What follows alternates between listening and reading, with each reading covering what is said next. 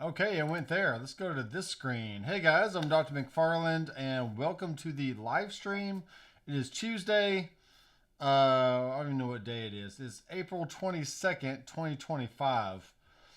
And last night I got a very wild hair. I know it's impossible for me to get that because I have no hair. Maybe just on my beard. Yeah, I got a wild beard hair. And I found a 34-inch ultra wide curved monitor on Amazon for 200 bucks, and this thing is looking really nice. And what I like about it so far is it's actually the same width as my Yamaha TF5, and then my speakers can sit just on the outside of that. So I probably will need to move this speaker a little bit over and move the speakers out just maybe 4 inches on either side. But let me grab my webcam. You can see what I'm dealing with here. Maybe. All right, so there is the widescreen curved monitor. And this is going over the Yamaha TF5, which is very nice. It actually works great. I'm loving this mixer. I still got the Helix over here. Hello, Helix. I got the Toemaster Pro over here in the rack. If I can pull this out real fast, you can see that. I have my headphone amp down here. You can kind of see. Got my 5-string Yamaha bass. I have some direct boxes. A Canon 90D camera that for some reason is just not wanting to turn on, and I'm not sure why. So it is what it is. But maybe if I lifted this up like something like that, I could have enough gap between the monitor and the board to actually put this 90D camera like right here center in front of me, so it's pointing this way. I guess it'd be kind of similar to this if I put the webcam more on that level. Maybe instead of like pointing down at me, it's doing this kind of thing. I don't know. It is what it is. And then I can bring the webcam or the monitor just above that webcam. So yeah, I mean, it's a look. It's a thing. You get more of like the eye level, not quite eye level, but pretty close to eye level kind of look of what I'm seeing. Maybe if I point it up just a smidge more. And then if I grab a bass or something, you can clearly see me play this kind of thing, which is nice. If I brought it down a little bit.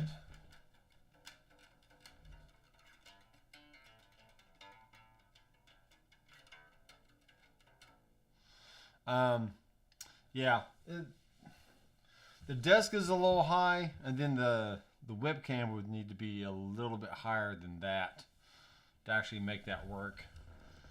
But in general, I mean, this is a pretty good view right here. Maybe just keep the mixer just out of the shot like that, and then I can step back a little bit so you can see more of what I'm doing. You can see the Doctor McFarland Studios sign right there. I got a Kiesel guitar hanging up on the wall. You can see my drum kit really good from back there. Stuff like that. So anyway, it is what it is. Yeah, I might keep the Logitech right here on top of the TF5 and then just keep this here. Then I have the TV right above that hanging down from the ceiling. And here lately, I've just been putting basketball games up on there so I can kind of be watching a game in the background while I'm, working on something here in the studio and whatnot. So anyway, there we go. Let me go here. All these faders are up. All right, so just kind of let me know how everything is sounding. I can take that back out. I can put the volume back up on this. Maybe make myself a little bit louder. Anyway, yeah, this is pretty cool. I'm liking this. Let me flip on the Quilter 803 base block. It's a V803 base block. Francis is in the house. What's up, Francis? The padded pedal room. I also have this view, which shows the comments right underneath, like so, which is neat. I may eventually have some kind of like weird, cool, moving background kind of deal. I don't know. Maybe not. I can also do a split gear thing, which this camera is currently not on. Let me turn this on and see if that pops up in the view.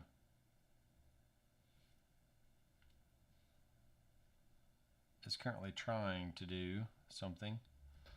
Double click to pick a camera source.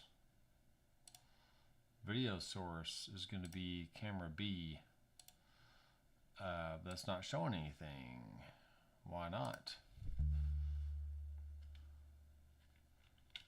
I think the camera's not wanting to stay on. Anyway, I'm having camera issues. How about that? So I won't go to that one. Maybe if I go to my TMP, I can bring this thing up. Maybe.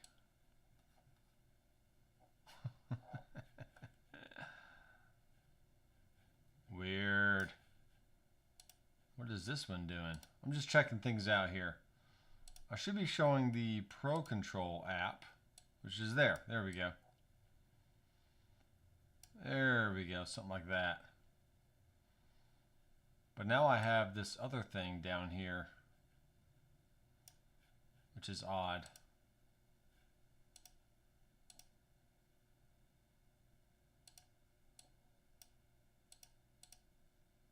Click to get rid of that. Anyway, so I'm just trying to figure out different ways to have, you know, just to have a little wider screen so I can fit more things on here and whatnot. So that works like that. I can maybe bring this down here. Maybe not. It's kind of weird. Finishing up work. Francis, where do you work? I don't know where you work. I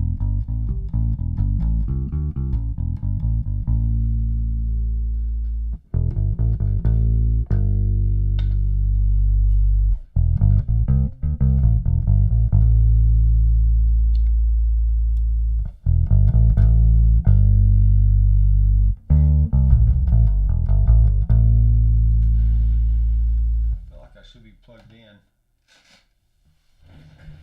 Not getting any volume out of my bass amp.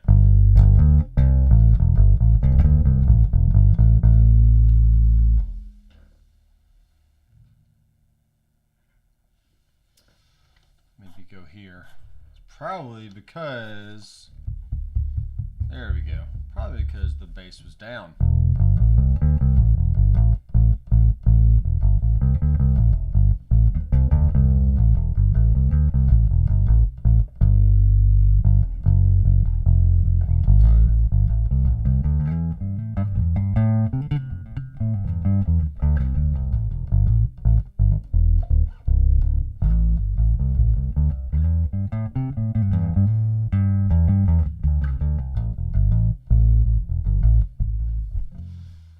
Let's see why this camera is not turning on. There we go. Something like that.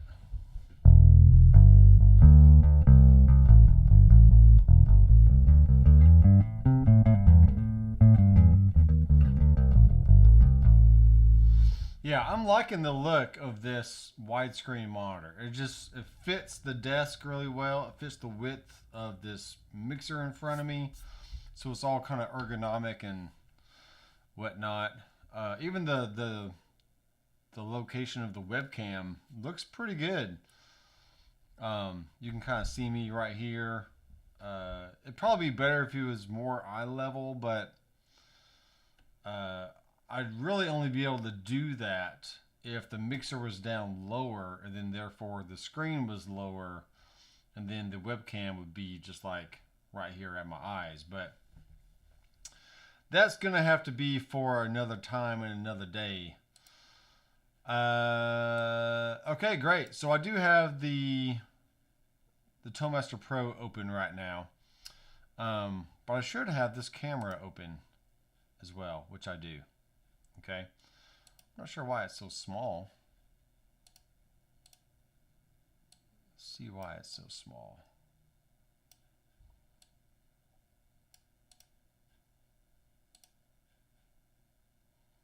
Why is it so small?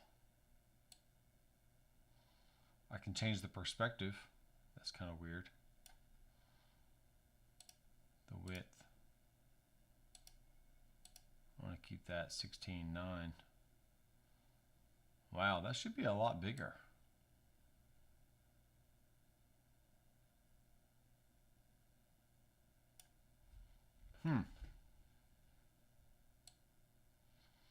There we go, digital zoom. Which you can't really see. I'm going to grab my guitar. Let's do this.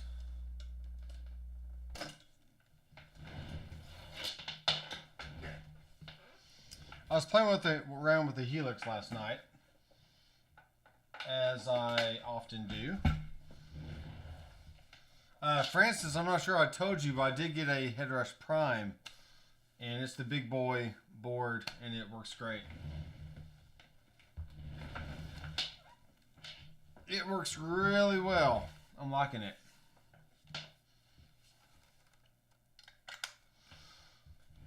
And there's some nice features in there that haven't been able to use in a while. All right.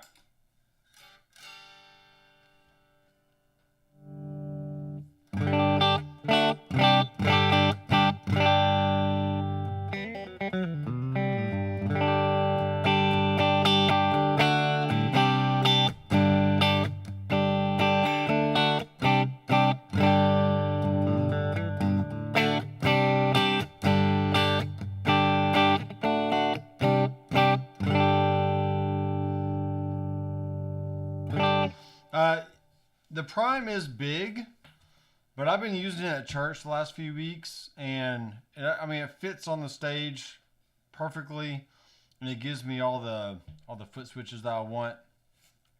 Now, obviously, you can't fit it in a rack like I can the ToeMaster Pro.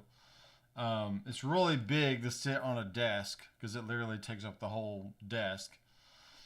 And then if you're in a small cramped space, then I understand that you just can't have it at your feet all the time because it would just be in the way. But for live use, I've just determined that I'm really liking the just the big form factor. I got the treadle already included, and I think having the core for about a year or so, it was just the switches were enough for what I do here in the studio, but having some other options for live use started being very limited.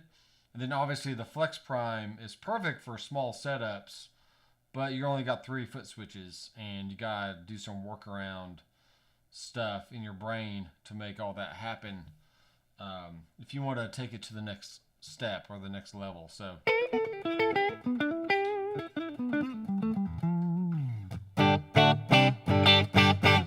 so what I was experimenting with last night was we got the Clarity amp, and we have the Oblivion. This is what the Oblivion sounds like.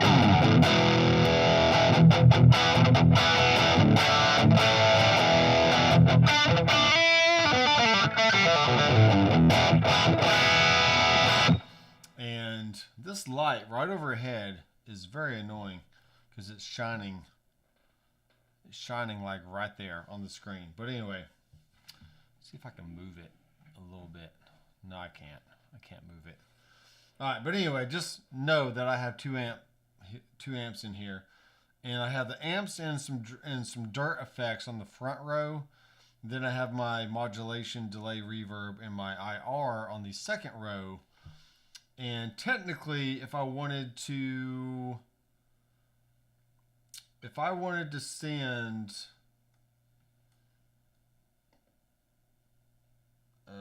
joystick to model list, that's not what I want.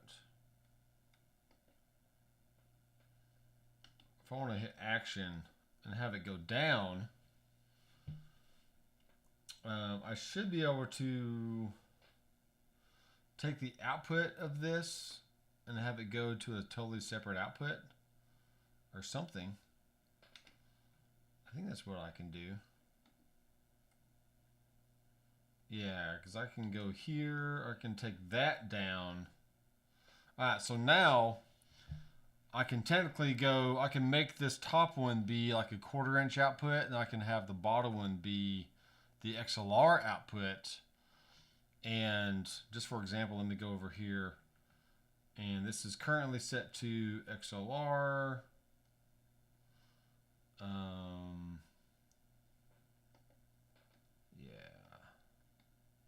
Push on that. So I can make that be strictly 1/4 inch on that output, which I'm actually technically going out of. And then this one can be the XLR, for example. But since I'm going out of the 1/4 inch output, right, I've now bypassed the IR and it sounds like a swarm of bees, which sounds horrible. So let me actually fix that. I'm going to make this one be the 1/4 inch and this one be the XLR. Just for now, because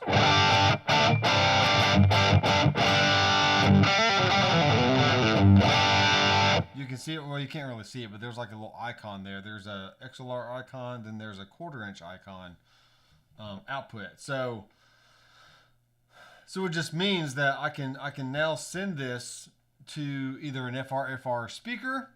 I can send it to the effects return of an amplifier to have that be the power amp and the speaker option. I can send this to a recording desk or an audio interface here in the studio, and still be able to send the full rig minus the IR or cab to an actual amplifier here in the room, which is very neat.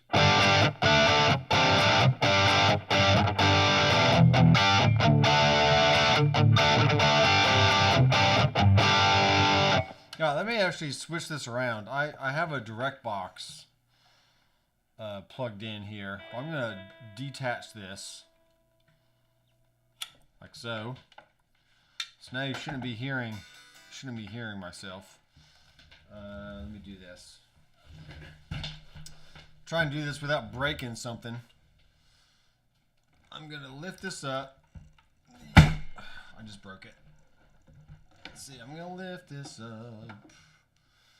And we're not gonna go out of the 1/4 inch outputs. We're gonna go out of the left mono, like so. And this is actually going to give me the swarm of bees sound again, which I don't want. So this one is now going to be set to 1/4 inch, and then go down to here. We're going to set this one to XLR.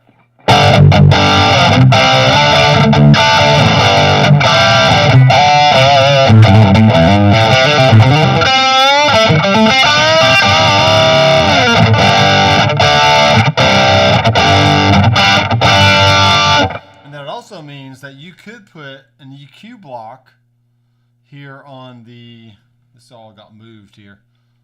And now my camera's not turning on. Okay.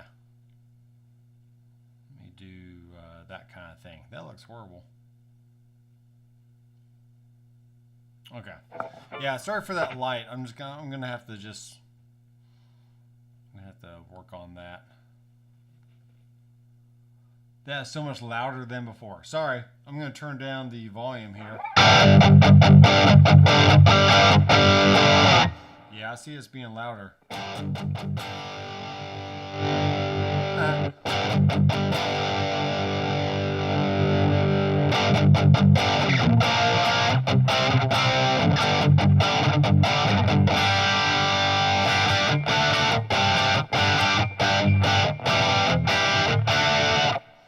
Man, this camera. Trying to keep it centered in the middle, but it's not.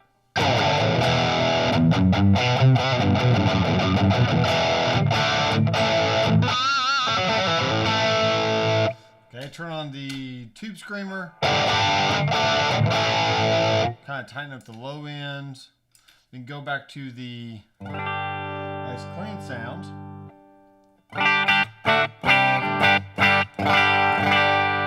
I can turn on the prize drive. Because at the moment, what I have going on here is the clarity amp is just a very, very clean amp. But what's neat is I can actually go to the boost and the sag parameters down here. And I can boost the sag all the way up. And then if I go back and turn the drive up. So now we're getting a little bit of hair and grit in the sound, which is really neat. Why am I seeing this? There we go.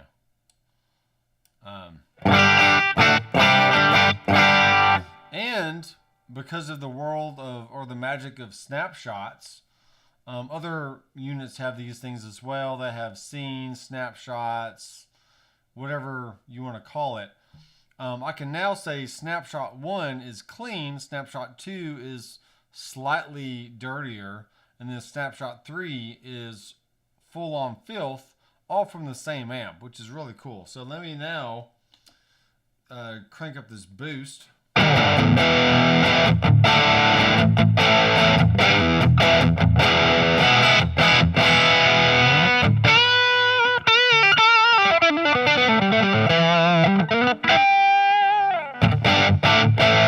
And then go over to the Oblivion.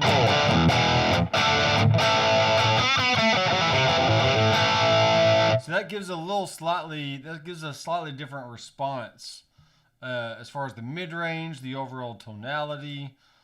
And then when I go back to the other amp, it's more of that Fendery tweed kind of driven sound, even though this is technically a Silverface amp.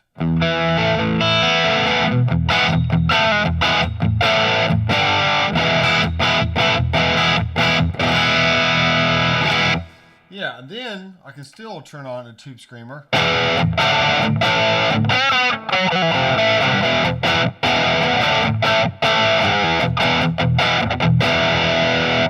And then maybe turn on the prize drive.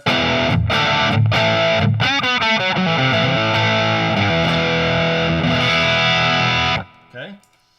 I'm really liking this preset. There's other presets I've made that actually has more the ambient type effects in there, but it still works. Still works really well.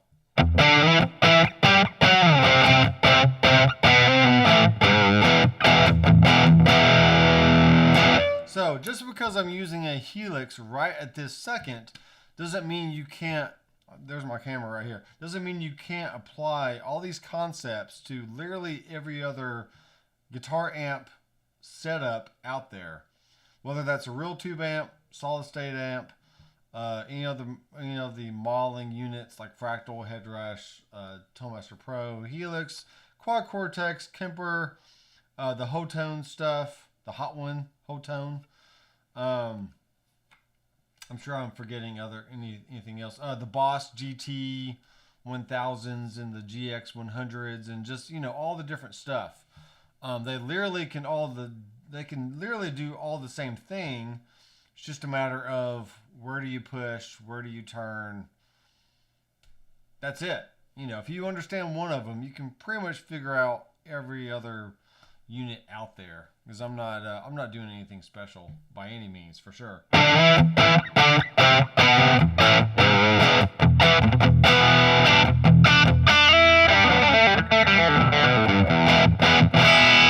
So I'm liking the basic setup right here.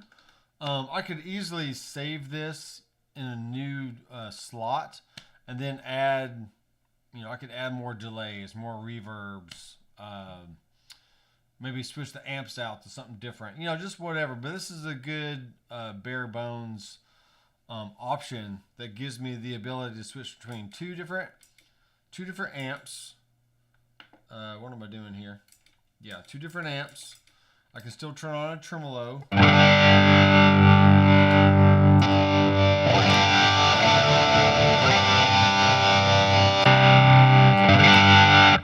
Maybe let me go back and let's turn down all this drive stuff here.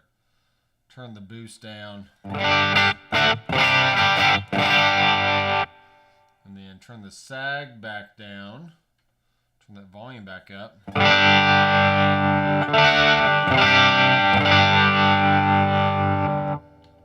That all works pretty good. Turn this drive back down. Okay, let's turn the depth up on this.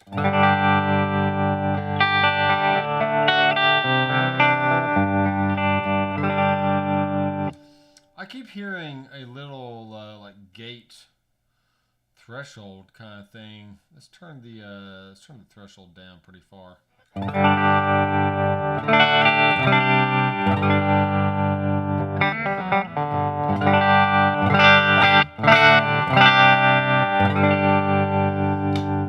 Little ping pong.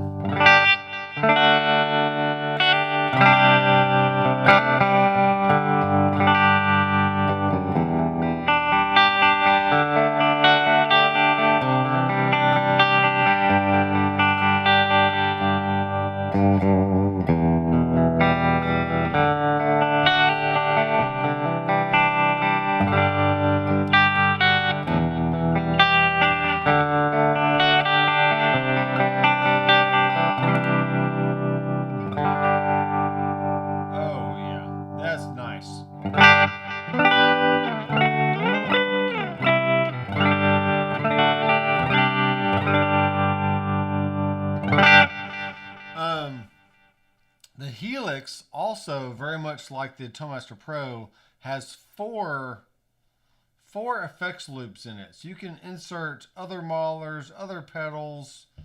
Like I could put a Boss Mega Distortion in one of the loops and then just bring that in and out. I could put a Pantheon from Wampler in there. I could put the Toemaster Pro in the loop of the Helix and then combine all kinds of different stuff, right? I could put the Amp 1 from from Blue Guitar, the Amp 1. I could put the preamp in the effects loop here just by using the send and return in the input section. And yeah, that could be its own sound within the Helix, which is really neat.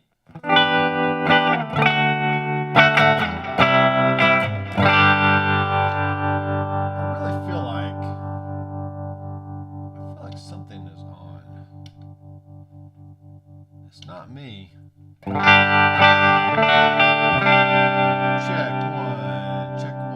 one. All right. I'm just sitting here looking at my new widescreen ultra wide. It's the 34-inch ultra wide curved monitor, and this thing is great. Like I said at the beginning of the stream, I'm just gonna have to get this shifted around here. I'm gonna have to move the speaker out just like an inch or so on either side just to kind of free up that space. But this is looking really nice. This is cool. I'm liking it. A few more people watching here. I'm going to be going live until probably a few minutes before 5. I have a recording session at 5 o'clock, so I need to prepare for that.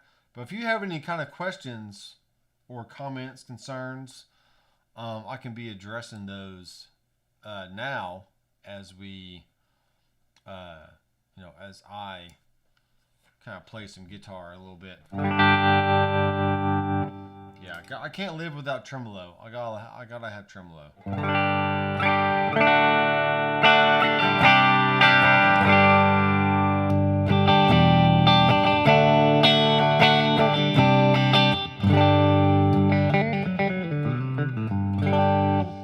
Francis, if you're still watching, let me know if you're still watching.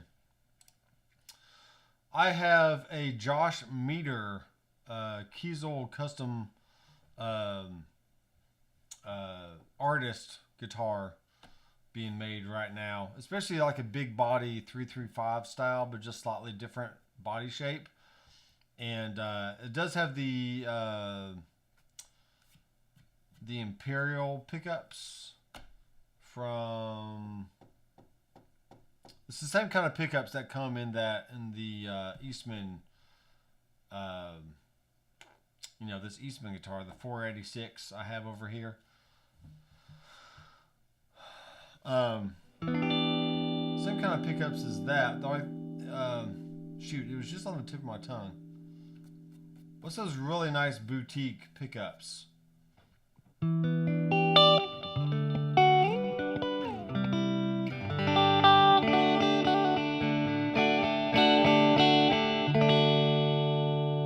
Oh shoot, I just had it. I lost it. I had it and then I lost it.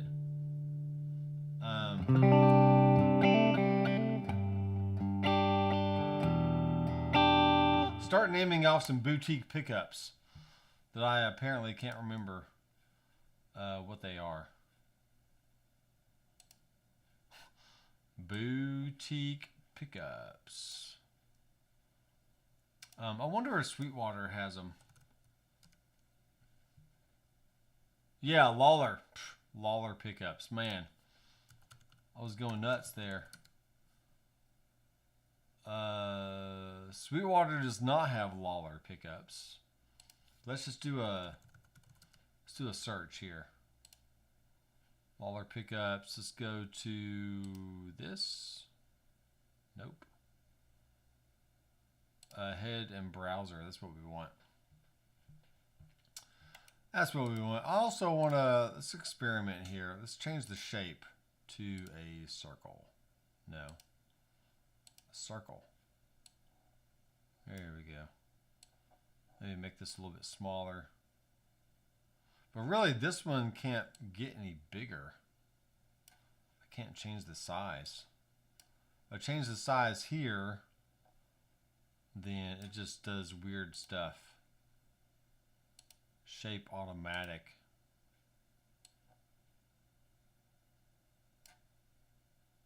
Huh. Let's try this. I probably should have done shape automatic. Anyway, I keep experimenting with this stuff. I need to just stop. There we go. That kind of works.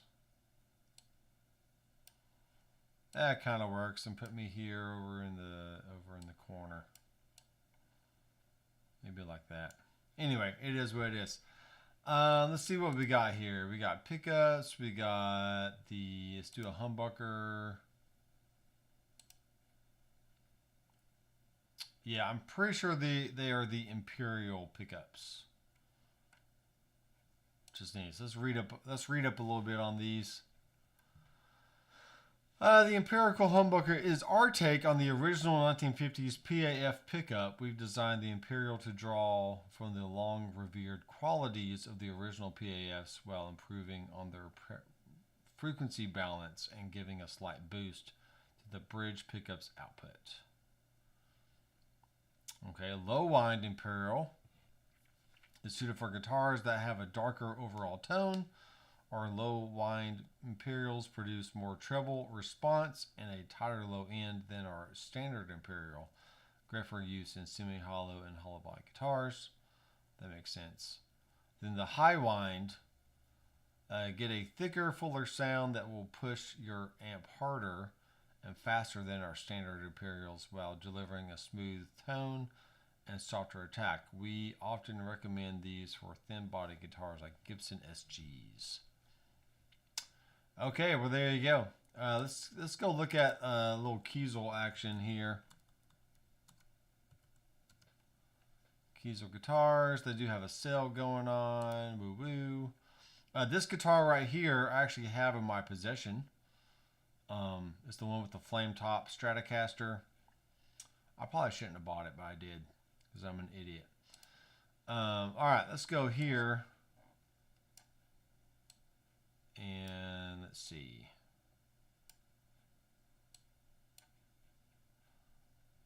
We're going to look at artists. And Josh Meter. This is pretty much it right here. So mine's going to have a flame top. This is more of a Buckeye Burl top. But the gold hardware, the shape, the color, the big block inlays, the ebony headstock. Mine's going to have a mother of pearl Kiesel logo.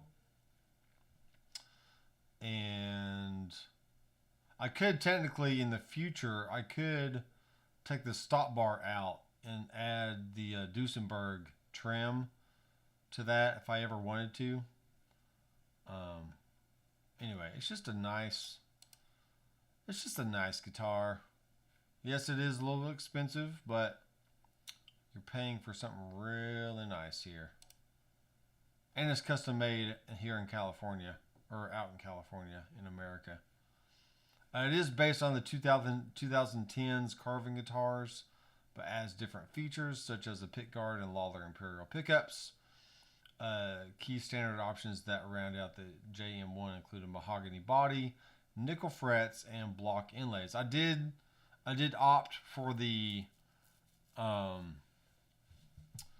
opted for the stainless steel frets, obviously, because I don't want to buy a guitar anymore if it doesn't have stainless steel frets, because it's silly. I mean, why risk putting wear and tear on your frets from playing, and then you gotta spend more money just to get the frets dressed, and then after so many times of being the fret dressed, you have to replace the frets. And I just don't like the whole run around of having to deal with fret dressing and all that stuff. So, but yeah, it's a nice guitar, man. It is gonna be cool. So cool. Gold hardware. I do like the Buckeye Burl top, but mine's gonna be a flame top. So it is what it is. Let's go look at some other models here. We have a Chris Letchford, which is it's a headless guitar, and that looks sick. Look at that thing. Let's see what else we got here. Here's a Phil McKnight. If you follow the Know Your Gear podcast, this is his custom or artist guitar, the Philip McKnight Delos edition, and they're very. I mean, for $2,000, I mean you're already getting into like the Sir custom shop Fender prices anyway. So this is a really good deal. Let's just see if you can build your own, which I know you can. Phil McKnight specs. Yes, I want to continue. So all the same guitar that you saw in the other picture, but it's $2,300. Okay, you can put a 20% deposit down of $460, and then before the guitar ships, you just have to make sure you pay the rest of the fee, and you can they'll ship it out to you when it's done, and you're good to go.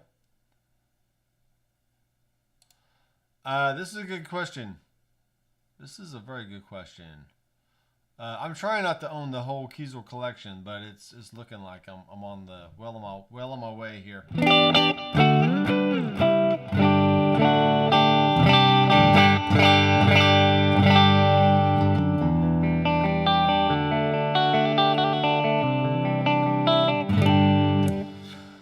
But this guitar here, I mean, this is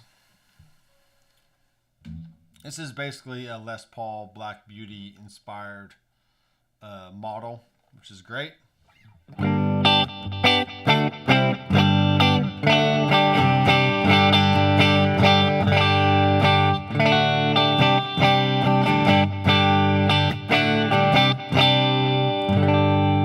it sounds really good.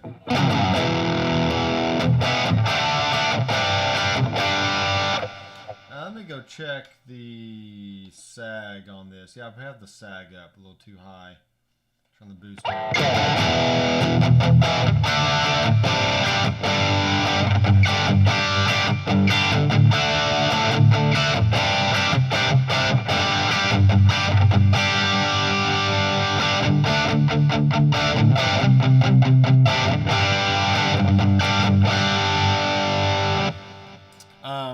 I basically have 5 main Kiesels right now that have heads on them, and then I have about 2 main headless models that I really like, which I actually left. I left the one at work, which I'm going to work tomorrow, so I'll just get it tomorrow. But I like the headless models because they do have, they don't have the head on them, so they're a little bit smaller in size. Great for travel, great for practice. Always sounds good. Always has a great feeling neck on them, and yeah.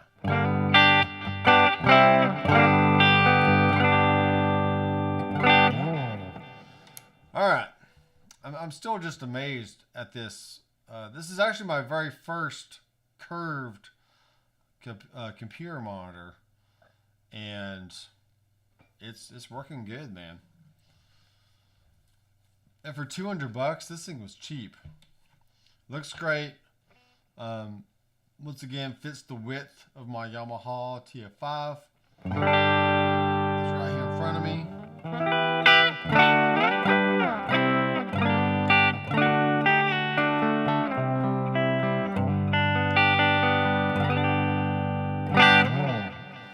Alright, so this is fun. Tonight, I have a goal of cranking out some, at least, I got 4, what do I have? I got 5 videos I need to make before I send some stuff back to Zounds. So I really need to knock that out tonight, at least film everything. And then I can work on editing the rest of the week and get those scheduled out. And then I just have a whole list of video topics I want to cover in the next, at least through summer, if not further. It's just it's just work. I just have to sit down, figure out what I'm going to film, and then film it, and just go through the list of just cranking these videos out, so I can have some content over the next few months. And then, yeah, definitely do some more, do some Headrush Prime, do a whole series on the Headrush Prime, continue to do videos on the Helix, the Towmaster Pro. I did sell my Kemper to a friend, so he technically has it, but I could borrow it from him if I needed to, for a video here and there in the future. And then I got some Quilter amps that I need to make some official videos on. So a lot of content I need to catch up on. This basketball is kicking my butt, but I just need to lay off the basketball for at least this week, and just get some videos shot so I can move on and get those scheduled out.